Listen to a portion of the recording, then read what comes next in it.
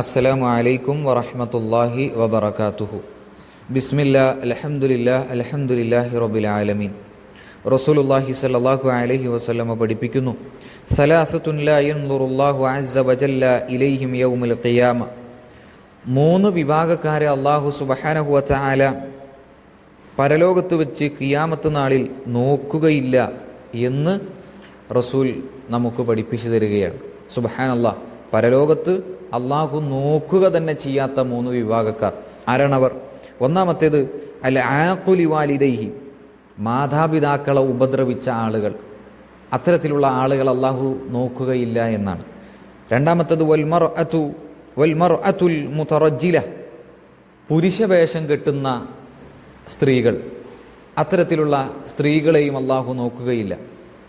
അതുപോലെ തന്നെ മൂന്നാമത്തേത്, നമ്മുടെ സ്വന്തം വീടുകളിൽ തന്നെ അധാർമികമായ ഹറാമായ കാര്യങ്ങൾ കാണുകയും എന്നാൽ അത് തെറ്റാണെന്ന് മനസ്സിലാക്കുകയും പിന്നീട് അതിനെതിരെ തിരിച്ചൊന്നും പറയാതെ മിണ്ടാതെ നിൽക്കുന്ന, അതവിടെ നടന്നോട്ടെ എന്നുള്ള മനോഭാവത്തിൽ മിണ്ടാതെ നിൽക്കുന്ന ആളുകൾ, അത്തരത്തിലുള്ള ആളുകളെയും അള്ളാഹു നോക്കുകയില്ല എന്ന് റസൂലുള്ളാഹി സ്വല്ലല്ലാഹു അലൈഹി വസല്ലമ നമ്മളെ പഠിപ്പിക്കുകയാണ്.